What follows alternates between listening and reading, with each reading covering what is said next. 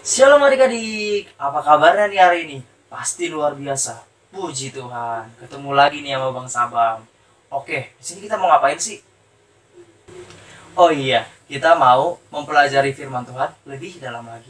Oke, sebelum kita mempelajari firman Tuhan lebih dalam lagi, mari kita berdoa yang dipimpin oleh teman kita. Oke, mari kita berdoa. Mari kita bersatu dalam doa. Tuhan Yesus, sebentar kami ingin belajar tentang firman-Mu. Kiranya Engkau membukakan isi hati dan pikiran kami, supaya kami bisa mengerti dan memahami firman-Mu. Terima kasih Tuhan Yesus. Amin. Amin. Oke adik-adik, sebelum kita masuk pembelajaran, Abang mau tes semangatnya dulu. Selamat hari Minggu adik-adik. Aduh, kurang semangat nih. Abang tes sekali lagi ya. Selamat hari Minggu adik-adik. Nah, ini baru anak-anak Tuhan selalu semangat dalam bersekolah minggu, walaupun sekolah minggu online. Oke adik-adik, sekarang Abang mau tanya nih sama adik-adik nih. Tadi Abang Tobar khotbahnya tentang apa sih adik-adik? Iya benar banget adik-adik, tentang roti hidup. Oke, sebelum kita membahas tentang roti hidup, mari kita buka dulu ayat yang tadi. Yaitu apa? Ada yang tahu ayatnya? Iya benar, Yohanes 6 ayat 28 sampai 35. Oke, kita buka dulu. Yohanes itu perjanjian lama atau baru? Hah? Lama? Oh baru, iya benar, perjanjian baru. Oke, kita buka Yohanes 6 ayat 28 sampai 35.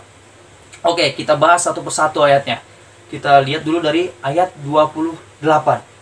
Sudah dapat semua adik-adik? Oke, kita mulai dari ayat 28. Lalu kata mereka kepadanya, apakah yang harus kami perbuat supaya kami mengerjakan pekerjaan yang dikehendaki Allah? Nah, di sini pengikut Tuhan Yesus bertanya kepada Tuhan Yesus, apa yang harus kami perbuat? Pekerjaan yang dikehendaki Allah. Nah, terus Tuhan Yesus ngejawab. Jawab Yesus kepada mereka, inilah pekerjaan yang dikehendaki Allah, yaitu hendaklah kamu percaya kepada Dia yang telah diutus Allah. Nah, adik-adik, kita harus percaya kepada Tuhan Yesus, karena Tuhan Yesus adalah yang diutus oleh Allah. Makanya di sini bilang kan, yaitu hendaklah kamu percaya kepada Dia yang telah diutus Allah. Oke adik-adik, sini Abang mau nanya dulu nih. Adik-adik sudah percaya Tuhan Yesus sepenuhnya belum? Atau masih ada iman yang goyang nih? Belum percaya sepenuhnya sama Tuhan Yesus? Nah, itu baru benar. Jadi kita harus percaya sepenuhnya kepada Tuhan Yesus.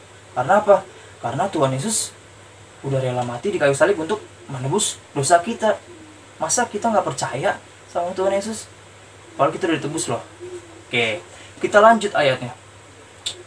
Ke ayat 30 sekarang. Maka kata mereka kepadanya, tanda apakah yang kau perbuat supaya dapat kami melihatnya dan percaya kepadamu? Pekerjaan apakah yang engkau lakukan? Nah, di sini para pengikut Tuhan Yesus itu nggak percaya, perlu bukti. Sebenarnya bukan nggak percaya sih, tapi kurang percaya, ragu. Karena ragu, para pengikut Tuhan Yesus bertanya kepada Tuhan Yesus, apakah yang kau perbuat untuk membuktikannya? Istilahnya kayak gitulah sekarang. Apa sih yang bisa diperbuat untuk membuktiin ke kita biar kita tambah percaya lagi? Oke, di ayat 31 dibilang lagi, nenek moyang kami telah makan manna di padang gurun, seperti yang tertulis, mereka diberinya makan roti dari sorga. Nah adik-adik, pada zaman Musa, kalau adik-adik ingat, bangsa Israel diberi makan manna, yaitu roti dari sorga, yaitu roti yang diberikan oleh Allah Bapa kepada bangsa-bangsa Israel, supaya bangsa Israel bisa kenyang dan melanjutkan perjalanan. Itu adik-adik. Oke, kita bahas ayat 32.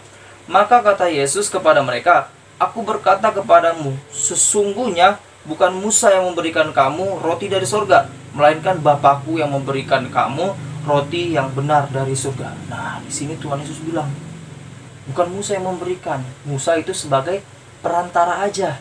Yang memberikan adalah Allah Bapa. Nah, seperti itu adik-adik. Itulah mukjizat dari Tuhan. Tuhan sangat ajaib. Oke, kita baca lanjut ke ayat 33. Karena roti yang dari Allah ialah roti yang turun dari sorga dan yang memberi hidup kepada dunia. Nah, adik-adik. Oke, lanjut lagi 34. Maka kata mereka kepadanya, Tuhan, berikanlah kami roti itu senantiasa. Nah, mereka meminta, Tuhan tolong berikan kami roti itu senantiasa.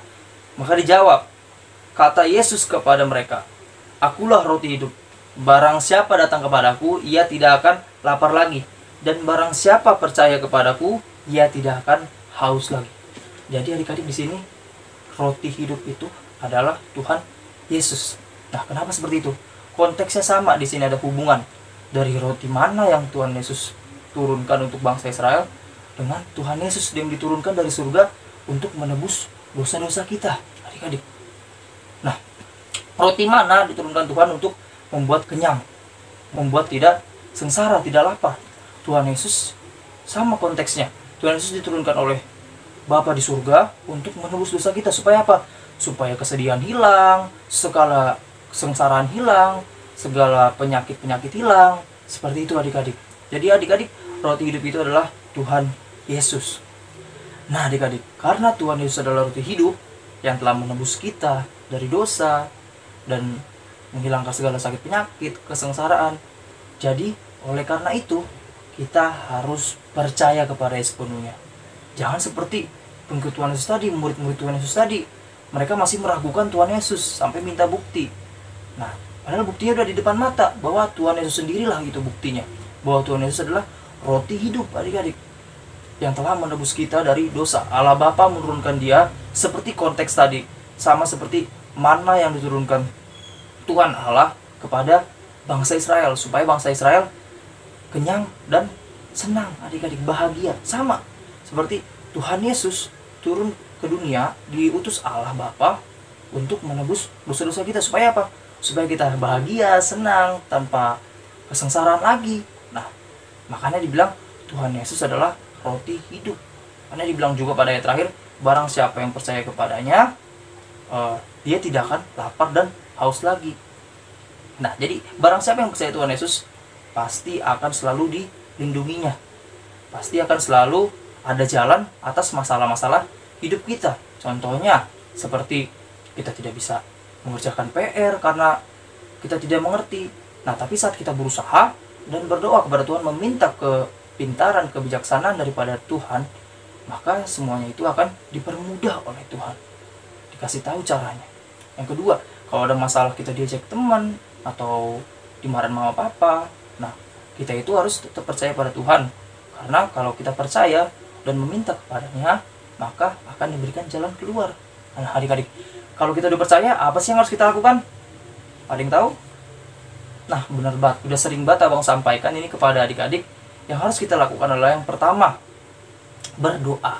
Karena itu adalah komunikasi kita dengan Tuhan, dengan Tuhan Yesus. Seperti itu adik-adik. Yang kedua, rajin baca Alkitab. Sebagai orang percaya, kita perlu tuntunan juga adik-adik supaya iman kita tidak goyah. Nah tuntunannya apa? Alkitab. Seperti yang difirmankan pada Yosua 1 ayat 8. Nanti adik-adik baca Yosua 1 ayat 8. Oke adik-adik. Yang ketiga apa? Yang ketiga adalah rajin ibadah. Seperti ini adik-adik. Oke, yang terakhir apa? Yang keempat ini sangat penting. Setelah kita melakukan yang pertama itu berdoa, yang kedua baca firman, yang ketiga rajin beribadah, yang keempat ini penting banget, yaitu menjalankan perintah Tuhan atau menjalankan firman Tuhan dan menjauhi larangannya. Seperti apa adik-adik? Kita balik lagi ke hukum Taurat adik-adik. Di situ ada larangan dan perintah Tuhan. Perintah Tuhan apa aja? Ya pasti semuanya berbuat kebaikan. Nah larangan Tuhan apa? Ya, larangan Tuhan pasti melarang kejahatan adik-adik. Ya seperti khotbah minggu kemarin, cintailah kebaikan dan jauhi kejahatan adik-adik. Nah, jadi intinya adik-adik, kalau kita percaya sama Tuhan, kita nggak perlu bukti apa-apa, karena udah jelas buktinya. Tuhan Yesus telah mati di kayu salib untuk menebus dosa-dosa kita. Jadi kita tidak perlu bukti lagi. Mau bukti, kita baca Alkitab sampai habis dan kita renungkan setiap malam. Seperti itu adik-adik. Lalu rajin berdoa, dan setelah itu semua kita pasti mencerminkan karakter Kristus. Dengan cara apa? Melakukan segala perintahnya. Baik, ya jauhi kejahatan. Seperti itu adik-adik. Oke adik-adik, sebelum kita mengakhiri pembelajaran kita Kita bernyanyi dulu yuk dari Kidung Jemaat nomor 285. Tuhankulah gembalaku.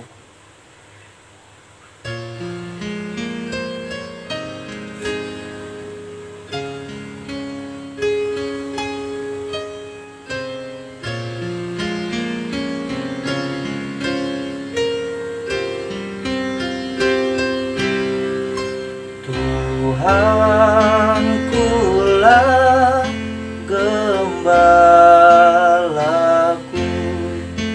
olehnya ku tenteram di padang hijau yang segar, di pinggir air tenang. Ayat 2 adik-adik. Jiwaku disegarkannya, dan karena namanya ditunjukkannya jalanku yang lurus dan